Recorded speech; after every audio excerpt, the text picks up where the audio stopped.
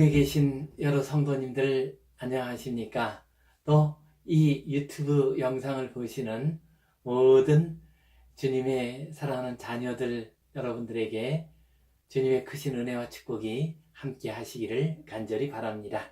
오늘은 짐 속에 복이 있습니다. 이 제목 가지고 함께 하나님의 말씀을 나누며 또한 하나님의 은혜를 함께 나누도록 하겠습니다.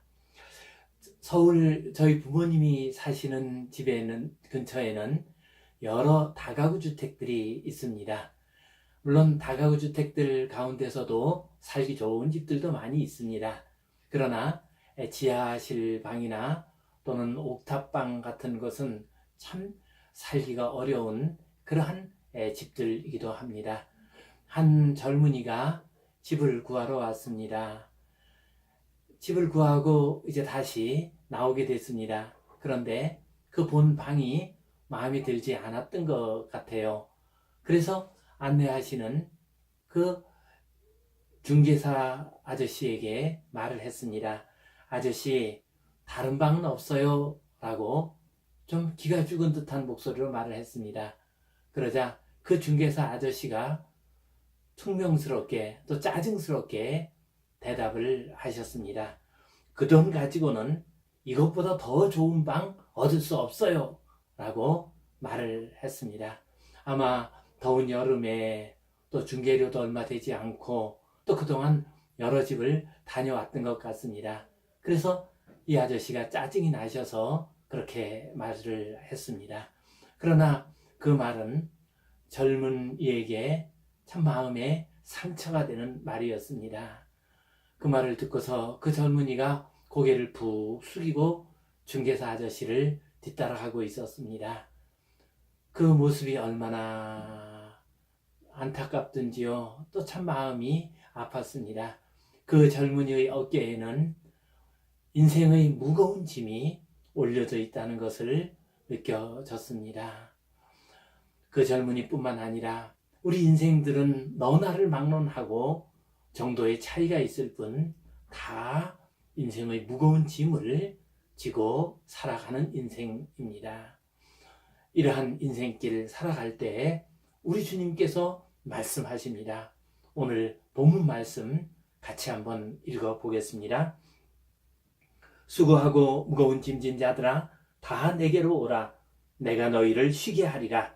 나는 마음이 온유하고 겸손하니 나의 멍에를 메고 내게 배우라. 그리하면 너희 마음이 쉼을 얻으리니 이는 내 멍에는 쉽고 내 짐은 가벼움이라. 마태복음 11장 28절에서 30절 말씀입니다. 우리 주님께서는 수고하고 무거운 짐진 자들을 다 오라고 부르십니다. 어떤 사람이든지 간에 인생에 수고하고 무거운 짐진 자들은 다 주님 앞으로 갈 수가 있습니다. 다 내게로 오라고 하셨습니다. 우리 주님은 하나님의 아들이십니다. 그러므로 어떤 무거운 짐을 진 사람이라 할지라도 다 받아주실 수 있기 때문에 내게로 오라 말씀하셨습니다. 주님께서 내가 너희를 쉬게 하리라 라고 하셨습니다. 쉬게 한다라는 이 말씀은 잠시 동안 육신적으로 쉬게 하고 또다시 무거운 짐을 지고 간다는 그런 의미가 아닙니다. 쉬게 한다는 이 말씀은 그 짐을 내려놓게 하겠다. 그 짐을 가볍게 하겠다. 내가 진 짐을 감당하게 하겠다. 너와 함께 그 짐을 지고 너와 함께 인생의 길을 같이 가겠다라는 의미가 이 속에 들어 있습니다. 나는 마음이 온유하고 겸손하니 내 멍에를 메고 내게 배우라. 그 말씀하셨습니다. 우리 주님은 마음이 온유하고 겸손하신 분이십니다. 그래서 어떤 사람이라도 받아주십니다. 그리고 짐을 잘 질 수 있도록 잘 가르쳐 주십니다.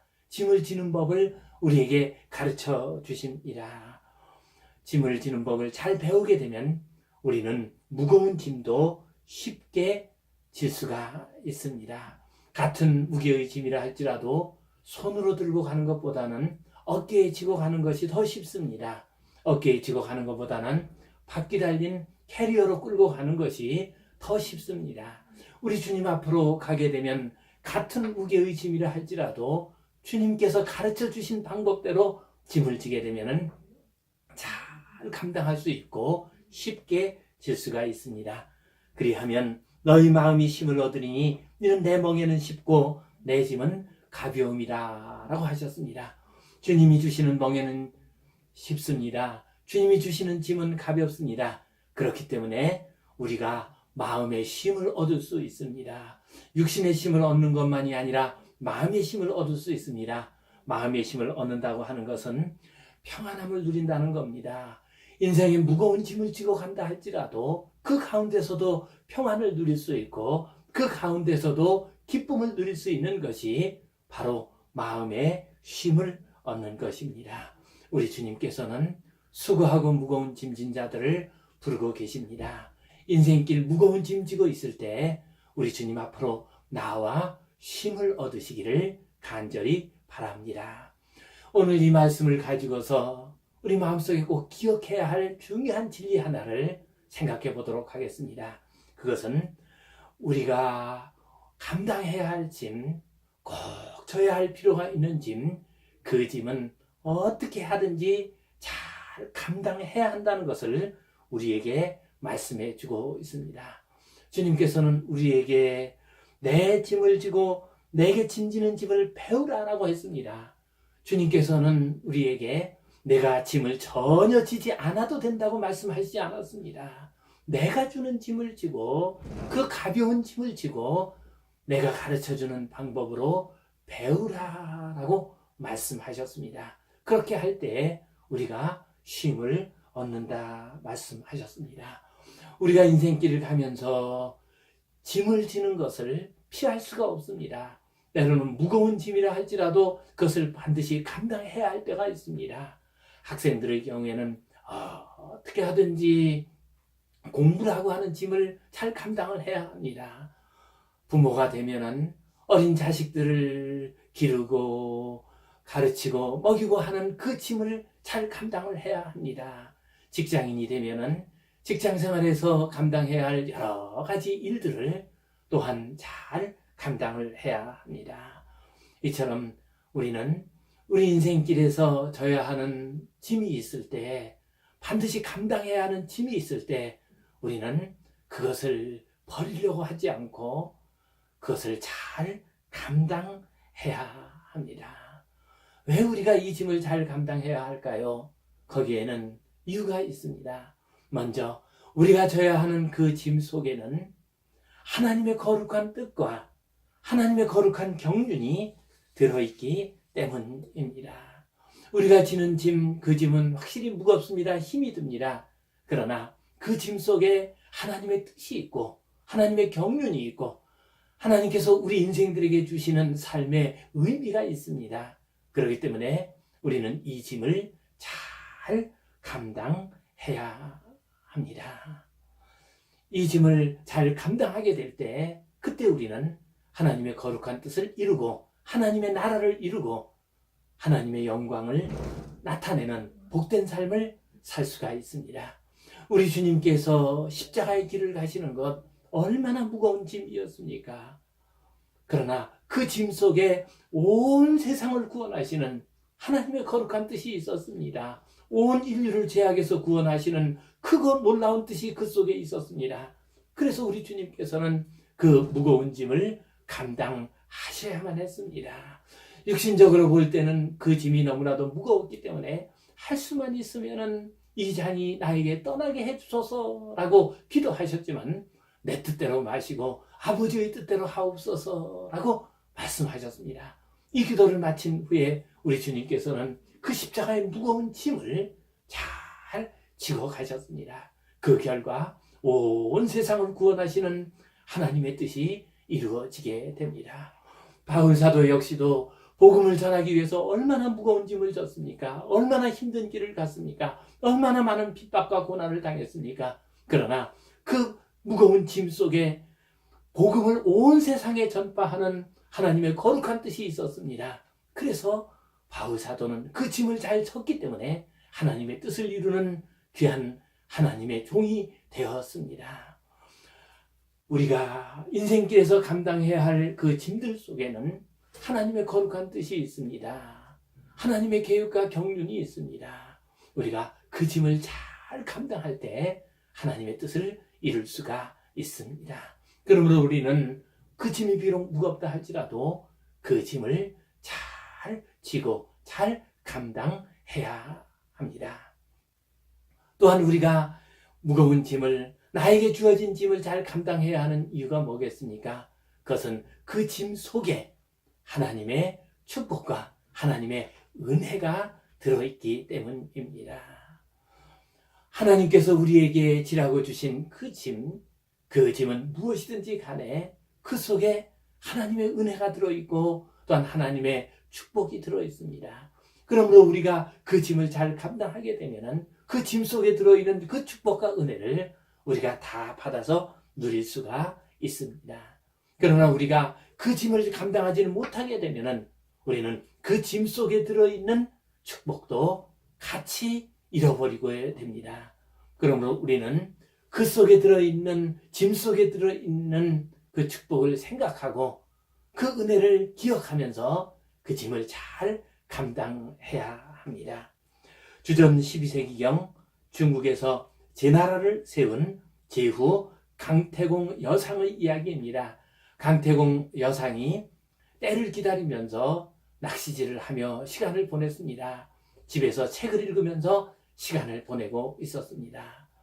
남편이 때를 기다리며 시간을 보내고 있자 생활에 필요한 모든 것들은 부인이 맡아서 해야 했습니다. 여상의 부인 마시 부인이 이 일을 맡아가지고 힘겹게 일을 했습니다. 그러니 얼마나 그 남편이 무거운 짐이었고 또한 생활을 감당하는 것이 얼마나 힘든 짐이었겠습니까? 이렇게 짐을 감당하던 중에 어느 날 이 부인이 마당에다가 곡식을 말리려고 널어 놓았습니다. 그리고 밭일을 나가려고 하는데 비가 올 것 같기도 하고 안 올 것 같기도 했습니다. 그래서 책을 읽고 있는 남편에게 부탁을 했습니다. 여보, 내가 밭일을 하러 나가는데 만약에 비가 오면은 그러면 꼭 이 곡식을 집안에다가 거두어 주세요 라고 말을 했습니다. 그러자 강태공이 그러게 하지요 라고 대답을 했습니다. 밭에 가서 일을 하고 있는데 갑자기 소낙비가 쏟아졌습니다. 부인이 혹시나 해가지고 집으로 달려왔습니다. 그랬더니 이 강태공이 어떻게 하고 있었겠습니까? 곡식을 다 거둬 놨겠습니까? 그대로 뒀겠습니까? 곡식을 잘 거둬 놨으면 일거리가 안 됐겠죠. 이 부인이 와서 보니까 곡식이 쏟아지는 빗물에 둥둥 떠가지고 흘러가고 있었습니다. 이 모습을 보고서 너무나도 속이 상한 이 부인이 이제 더 이상 참지를 못했습니다. 그래서 남편에게 악한 말을 하고 그리고 남편의 곁을 떠나고 말았습니다. 얼마가 지난 후에 그 남편 여상이 이제 제나라의 제후가 되었습니다. 제후가 되어서 길을 가고 있는 모습을 부인이 봤습니다. 이 부인이 옛 남편 앞으로 갔습니다. 그리고 일정을 생각해서 자기를 받아달라고 부탁을 했습니다. 그러자 강태공이 대답을 합니다. 복수 불반분이다. 엎어질 복 물수 아니 불 돌아올 반 그릇분입니다. 곧 엎어진 물은 그릇으로 돌아올 수 없다라는 뜻입니다. 이렇게 말하면서 이 강태공은 자기 부인을 받아주지 않았습니다. 그렇습니다. 이 강태공의 부인이 되는 마시 부인에게 있어서는 남편을 섬기는 것이 분명히 무거운 짐이었습니다. 힘든 생활의 짐이었습니다. 그러나 그 짐 속에 제후의 부인이 될 수 있는, 왕비가 될 수 있는 그러한 축복이 들어 있었습니다. 그러나 이 여인은 그 짐을 감당하지 못함으로 말미암아 그 축복도 함께 잃고 말았습니다. 반대로 1994년에 노벨 문학상을 받은 일본의 오이에 겐자부로의 경우에는 무거운 짐을 감당함으로써 그 속에 들어있는 복을 다 누릴 수 있었습니다. 오이의 겐자브로에게는 아들이 하나 있습니다. 그 아들의 이름은 히카리인데 그 아이는 태어나면서부터 뇌에 이상이 있었습니다. 그래서 언어장애, 행동장애, 자폐증, 간질 등의 증상이 나타났습니다. 장애가 있는 어린 아이를 키운다는 것이 얼마나 힘든 일이겠습니까? 그 마음속에 얼마나 많은 갈등과 고통과 괴로움이 있었겠습니까? 오이의 겐자브로는 참 힘들고 어려운 가운데에서 자기 스스로의 마음을 때로는 걷잡을 수 없는 그런 가운데에서 이 어린 아이를 그래도 정성 다해서 잘 길렀습니다. 그에게 음악적인 재능이 있는 것을 발견했습니다. 그래서 음악 교육을 시켜가지고 이 아이가 나중에는 일본에서 널리 알려진 그런 음반을 만들 정도로 음악적인 재능을 나타내기도 했습니다. 오이의 겐자브로는 장애가 있는 자기 아들을 기르는 가운데서 인생에 대해서 많은 것을 배웠습니다. 인간의 한계와 그리고 그 한계를 넘어서는 인간의 위대함을 깨달았습니다. 인간이 가진 편견과 그리고 그 편견 속에서도 또 인간에 대한 이해의 능력을 배우게 됩니다. 그리고 생명의 가치와 의미에 대해서 사랑과 희생과 헌신이 가지는 의미에 대해서 오이의 겐자브로는 배우게 되었습니다. 그리하여 그는 그 작품 속에서 이 어린 자녀를 기르면서 인생의 무거운 짐을 감당하면서 깨달았던 것을 녹여서 표현하게 됩니다. 개인적인 체험이라는 작품은 바로 자녀를 기르면서 느꼈던 여러 가지 느낌들, 교훈들, 깨달음을 잘 표현한 위대한 작품이 됩니다. 그는 이 작품을 비롯하여 여러 뛰어난 작품을 쓰게 되었고 그 결과 가와바다 야스나리에 이어서 일본에서 두 번째로 노벨 문학상을 받게 됩니다. 확실히 그의 아들 히카리는 그에게 있어서 무거운 짐이었습니다. 그러나 그 짐을 잘 감당함으로 말미암아 그 짐 속에 들어있는 노벨 평화상이라고, 노벨 문학상이라고 하는 그런 귀한 열매를 거두게 되었습니다. 우리가 인생길 속에서 꼭 필요하고 감당해야 할 짐들은 반드시 감당을 해야 합니다. 요즘 젊은 세대를 보게 되면은 참 마음이 아플 때가 있습니다. 무거운 짐을 지고 살아가고 있습니다. 특별히 취업을 하고 직장생활 하는 것이 우리 젊은이들을 짓누르는 무거운 짐입니다. 그런가 하면은 요즘에는 결혼하고 가정을 이루고 또한 아이를 기르는 것이 참 무거운 짐입니다. 그래서 요즘 젊은이들 가운데서는 결혼하지 않겠다고 하는 분들이 많이 있습니다. 결혼을 한다 할지라도 아이를 낳지 않겠다고 하는 이들도 많이 있습니다. 이해가 갑니다. 얼마나 힘들고 얼마나 그 짐이 무거우면 그런 말을 하겠습니까? 그러나 기억할 것이 있습니다. 우리가 두 남녀가 만나서 서로 사랑하고 한 가정을 이루는 그 짐 속에 하나님께서 예비해 놓으신 그 놀라운 축복이 있습니다. 놀라운 은혜가 있습니다.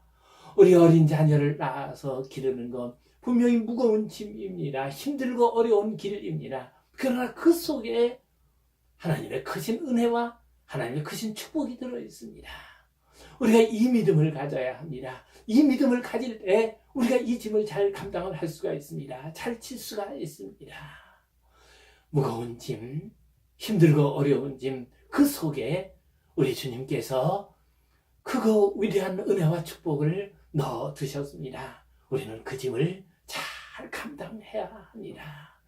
이 짐을 우리가 감당하고자 할 때 우리 주님께서 우리에게 힘을 주십니다. 우리에게 능력을 주십니다. 우리와 함께 해주십니다. 우리를 도와주십니다. 이 짐을 감당할 수 있도록 우리를 이끌어 주십니다. 능히 우리는 이 짐을 잘 감당할 수 있습니다.